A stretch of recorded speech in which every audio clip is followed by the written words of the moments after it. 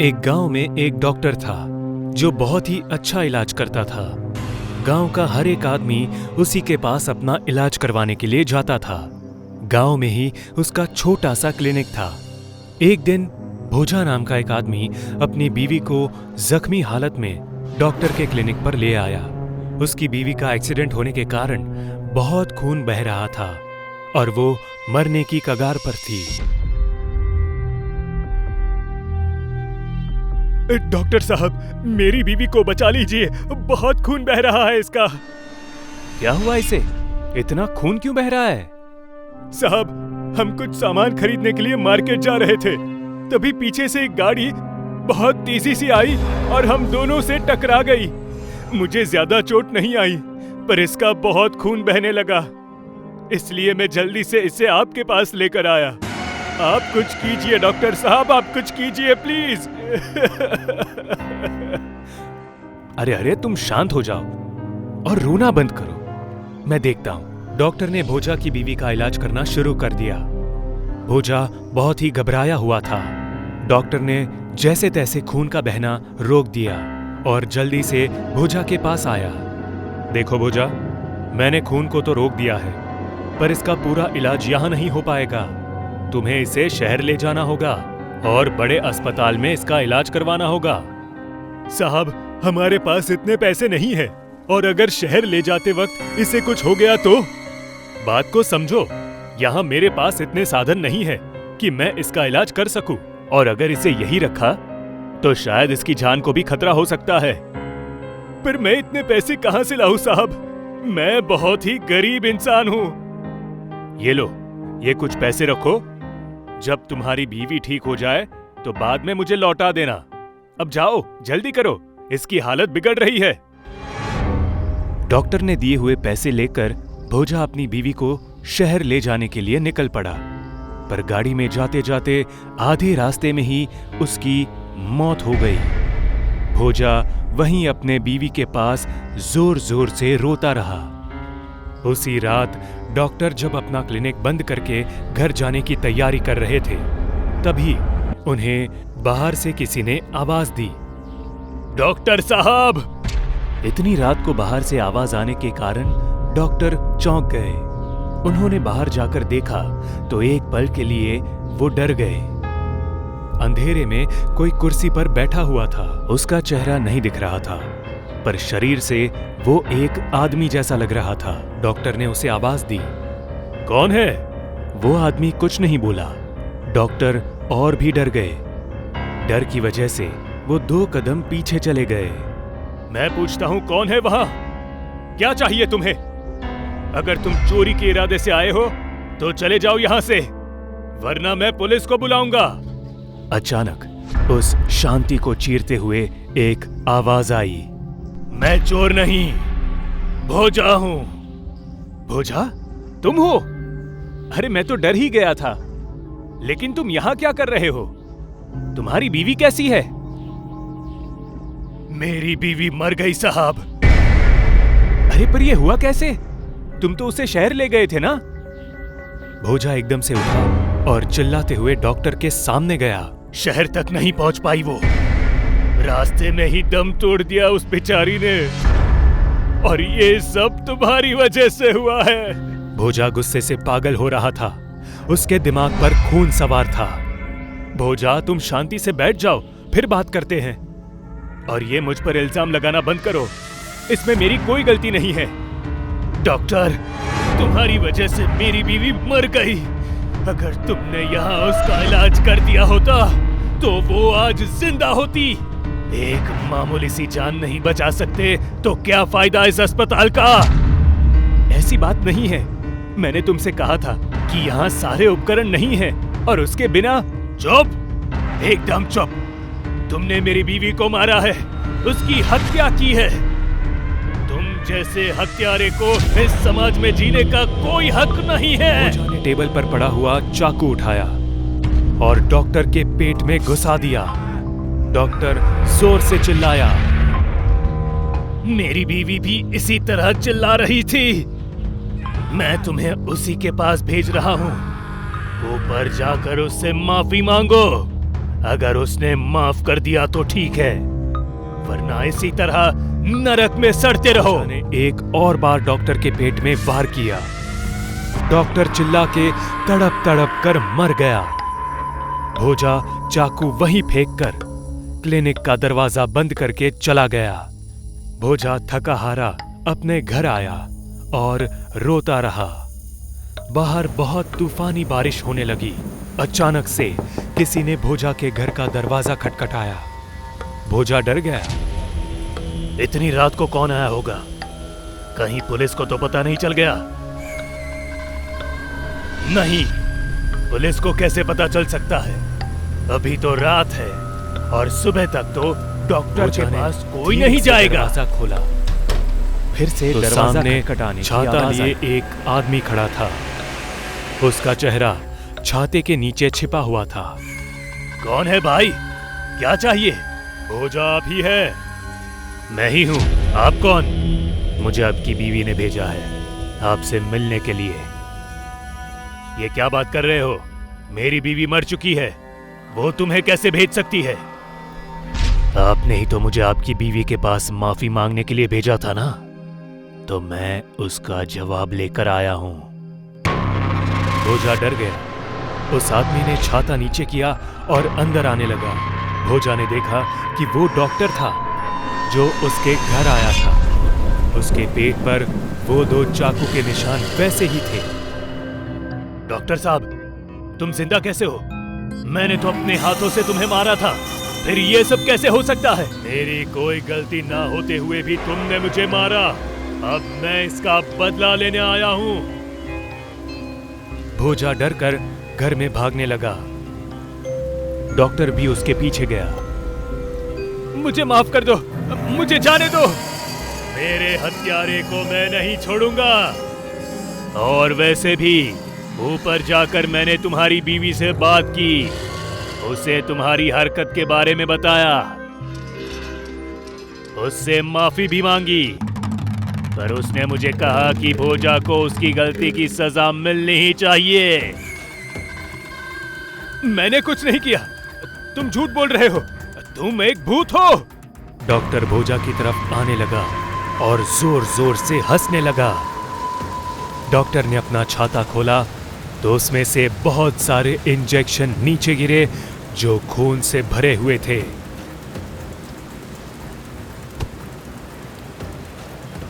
अभी तुम्हारे इस गंदे और गलत दिमाग का इलाज करता हूं मैं। तुम्हारी बीवी ऊपर तुम्हारा इंतजार कर रही है और मैं तुम्हें उसके पास ले जाने आया हूं। नहीं नहीं, मुझे माफ करो।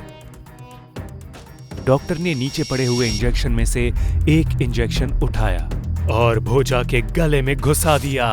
डॉक्टर ने पूरा खून उसके गले में छोड़ दिया और इंजेक्शन वापस नहीं निकाला। भोजा दर्द के मारे जोर से चिल्लाया और नीचे गिरने लगा। जहां डॉक्टर ने इंजेक्शन मारा, भोजा की वो जगह नीली पड़ गई। एक एक करके डॉक्टर ने सारे इंजेक्शन भोजा के शरीर में लगा दिए। भोजा का पूरा शरीर धीरे धीरे नीला पड़ गया और नीचे गिरकर थर थर कांपने लगा। भोजा को ऐसा देखकर डॉक्टर बहुत खुश हो रहा था। उसके बाद डॉक्टर ने वही चाकू निकाला जिससे उसकी हत्या हुई थी। उसने वो चाकू भोजा के पेट में घुसा दिया और उसकी आंतड़ियां बाहर निकाल दी। भोजा दर्द के मारे चिल्लाने लगा और थोड़ी ही देर में उसकी मौत हो गई। आज के बाद अगर किसी ने डॉक्टर पर बिना वजह हाथ उठाया तो मैं उसका इलाज इसी तरह से करूंगा। भोजा, चलो अपनी बीवी के पास, वो तुम्हें मिलने के लिए तरस रही है। डॉक्टर ने भोजा की लाश को उठाया और वहां से निकल गया।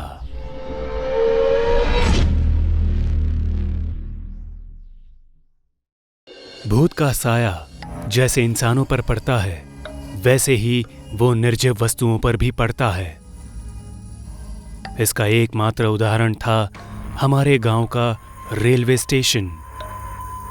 रेलवे होते हुए भी लोग बस से सफर करते थे, क्योंकि उनका मानना था कि वो एक भूतिया रेलवे स्टेशन था। एक रात उस स्टेशन में एक ट्रेन आई और उसमें से भुवन और उसकी बीवी मलिका उतरे। पूरा स्टेशन खाली था और वहां एक भयानक शांति फैली हुई थी। वो दोनों एक बेंच पर बैठ गए। भुवन, अपने भाई को जल्दी फोन करो, बोलो जल्दी लेने आए। मुझे ये जगह कुछ ठीक नहीं लग रही। भुवन ने अपने बड़े भाई को फोन किया। अरे भैया, कहाँ हो आप? हम स्टेशन पहुंच गए हैं। क्या?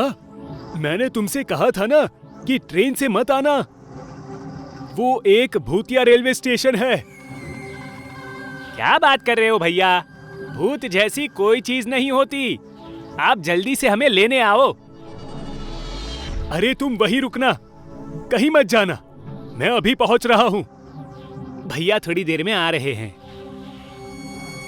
मुझे बहुत डर लग रहा है भुवन। ये ट्रेन अब तक यहीं रुकी है। शायद लास्ट स्टॉप होगा। तुम डरो मत, कुछ नहीं होगा। भुवन और मलिका वहीं बैठे रहे। अचानक ट्रेन का हॉर्न बजा और वो भयानक शांति भंग हो गई। ट्रेन के अंदर अंधेरा था। ट्रेन धीरे धीरे चल पड़ी। देखो, ट्रेन जा रही है। उन दोनों ने देखा कि एक आदमी उनकी तरफ चला आ रहा था। ज्यादा रोशनी ना होने के कारण सिर्फ उसके जूतों की आवाज आ रही थी और हल्का सा साया नजर आ रहा था। भुवन, कोई आ रहा है, चलो भाग चले यहाँ से। डरो मत, टीसी होगा वो। वो आदमी अचानक उनके सामने आकर खड़ा हो गया और उसे देख दोनों ऐसे डर गए जैसे मौत देख ली हो। वो उस स्टेशन का टीसी ही था, पर उसकी चमड़ी जगह जगह जली हुई थी और अंदर की हड्डियां बाहर आ रही थी। टिकट दिखाओ। टीसी की वो डरावनी आवाज सुन के भुवन और मलिका भागने लगे। टिकट नहीं है, पकड़ो उन्हें। अचानक से स्टेशन के खंभों से पुलिस वाले बाहर निकलने लगे। उनकी भी हालत टीसी की तरह ही थी। सब पुलिस वाले भुवन और मलिका पर टूट पड़े और दोनों को पकड़ लिया। इनके पास टिकट नहीं है, इन्हें सजा दो। नहीं नहीं, ऐसा मत करो, हमारे पास टिकट है, दिखाओ ना भुवन। हाँ। भुवन ने दोनों के टिकट निकालकर टीसी को दिखाए। टीसी ने वो टिकट देखे और कहा, ये स्टेशन के नहीं है, दूसरे स्टेशन के है। मतलब कि तुम्हें सजा मिलेगी। ले जाओ इन्हें और ट्रेन के नीचे फेंक दो। पुलिस वाले उन दोनों को घसीट कर ले जाने लगे। भुवन, ये ट्रेन खत्म क्यों नहीं हो रही? क्योंकि ये तुम्हारी ट्रेन नहीं, हमारी ट्रेन है। टीसी का इतना कहते ही उस ट्रेन में उजाला हो गया और ट्रेन तेजी से भागने लगी। भुवन और मलिका और भी ज्यादा डर गए और पुलिस वालों से दया की भीख मांगने लगे। उन पुलिस वालों ने भुवन और मलिका को भागती हुई ट्रेन की पटरी पर फेंक दिया। वो दोनों चिल्लाकर नीचे गिर गए और अचानक से चुप हो गए।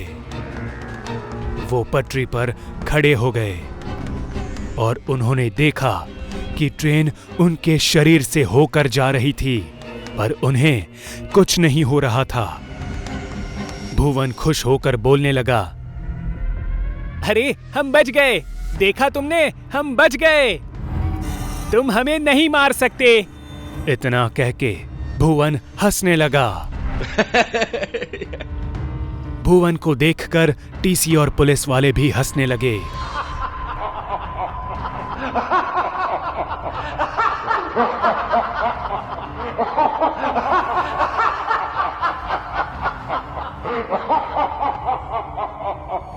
उनको हंसता देख भुवन शांत हो गया। उनकी भयानक हंसी सुनकर मल्लिका रोने लगी। भुवन को कुछ समझ नहीं आ रहा था। धीरे धीरे भुवन और मल्लिका को सांस लेने में तकलीफ होने लगी और वो नीचे गिरने लगे।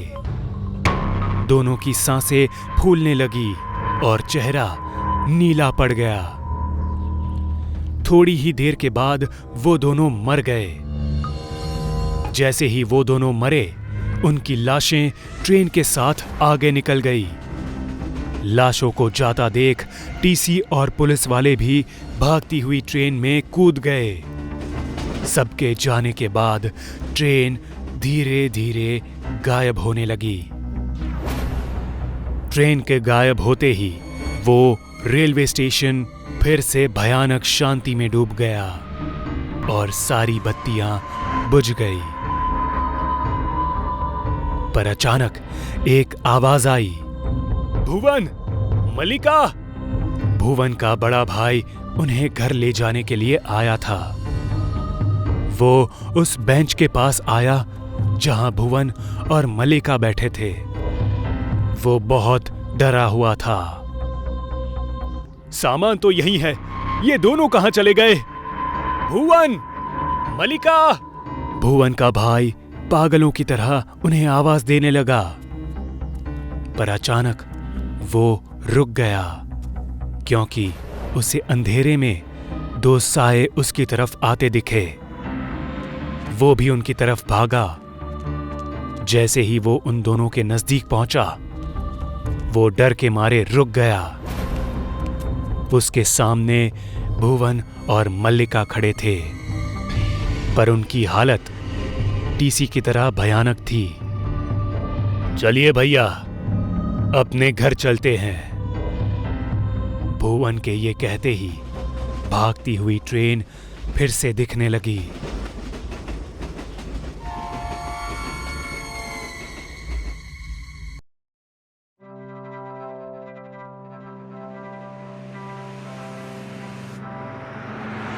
राहुल एक 16 साल का लड़का अपने कमरे के बेड पर बैठा हुआ है। कमरे की दीवार पर पबजी का पोस्टर लगा हुआ है। राहुल अपने मोबाइल में पबजी खेल रहा है। तभी उसे किचन में काम कर रही माँ की आवाज आती है। ये पबजी की दुनिया से बाहर आओ और देखो असली दुनिया में क्या क्या हो रहा है। स्कूल से लगातार तुम्हारे स्टडी की खराब रिपोर्ट आ रही है।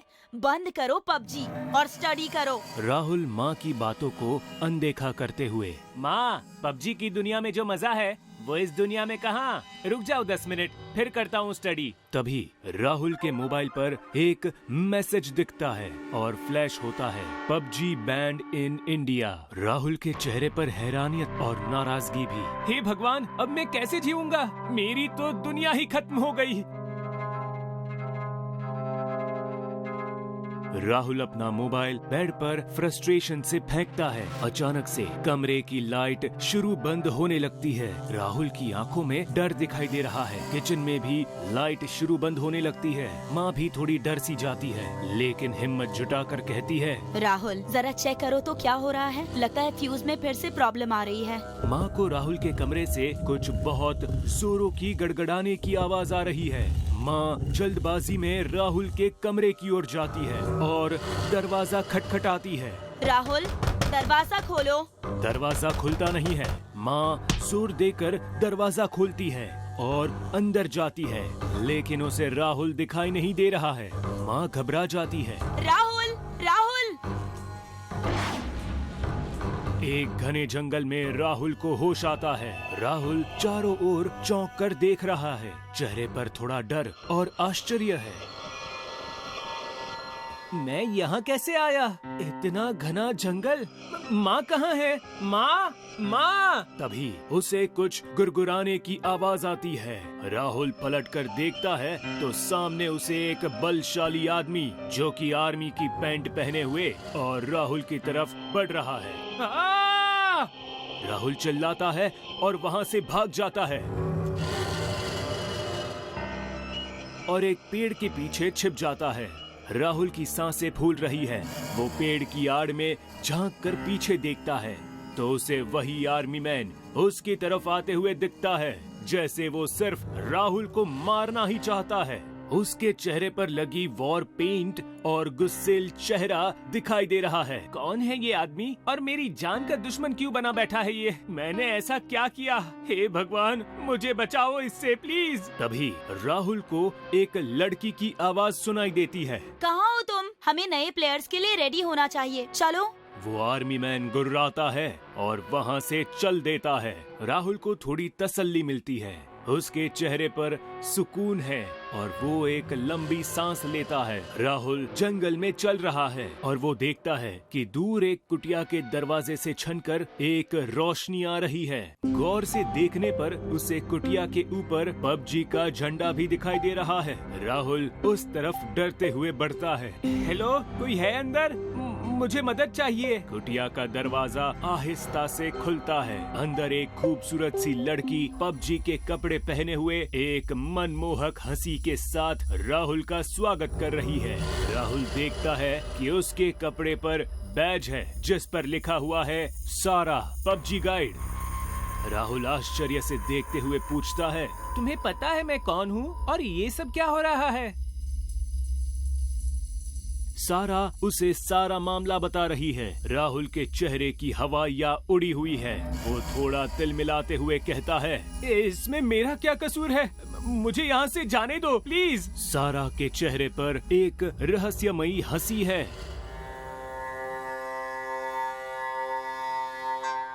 और फिर राहुल की ट्रेनिंग शुरू हो जाती है। सारा और बाकी खिलाड़ी राहुल को बैटल ग्राउंड पर ट्रेन कर रहे हैं। वो उसे दौड़ लगवा रहे हैं, jump, shooting, hand combat Andy के साथ करवा रहे हैं। एंडी एक बलशाली इंसान है। राहुल को थोड़ी मुश्किलों का सामना करना पड़ रहा है, पर धीरे धीरे वो एक अच्छा खिलाड़ी बनता जा रहा है। राहुल थका हुआ है पर जोश में दिखाई दे रहा है। हाँ, मैं और मेहनत करूंगा। और अब युद्ध का दिन आ गया है। सभी प्लेयर्स युद्ध भूमि पर आ गए हैं। एंडी और सारा भी वहीं पर है। वो राहुल की तरफ देखकर मुस्कुरा रहे हैं। तभी जमीन थर्राने लगती है और जमीन दो हिस्सों में पानी से बट जाती है। सभी लोग बिखर जाते हैं। सारा चिल्लाकर राहुल को सूचित करती है। राहुल युद्ध भूमि पर अपनी एक नजर डालता है और थोड़ा असहज लग रहा है, पर उसके चेहरे पर एक आत्मविश्वास दिखाई दे रहा है। वो हथियार और सप्लाईज इकट्ठा करता है। युद्ध शुरू हो जाता है। राहुल एक पेड़ के पीछे दुश्मन की ताक में छिपा बैठा है।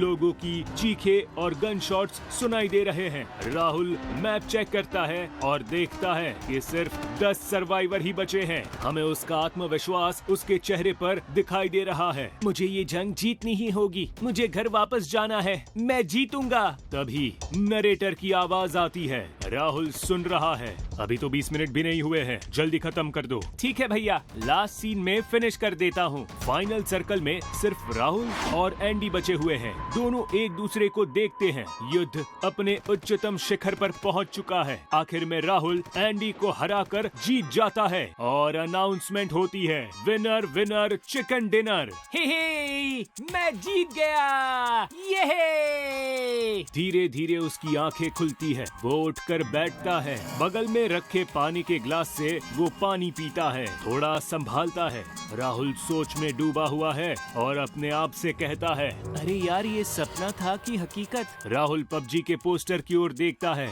और अपना मोबाइल उठाकर उसमें से पबजी ऐप अनइंस्टॉल करता है। अपने कमरे से निकलकर अपनी माँ के पास जाता है। माँ को हग करता है। माँ उसे देखकर मुस्कुरा रही है और राहुल भी हंस रहा है। माँ उसके बालों को संवारती है। सॉरी माँ, आज से मैं आपके साथ टाइम ज्यादा स्पेंड करूँगा। पबजी को अपना राम राम। राहुल और माँ ठहाका मारकर हंसने लगते हैं।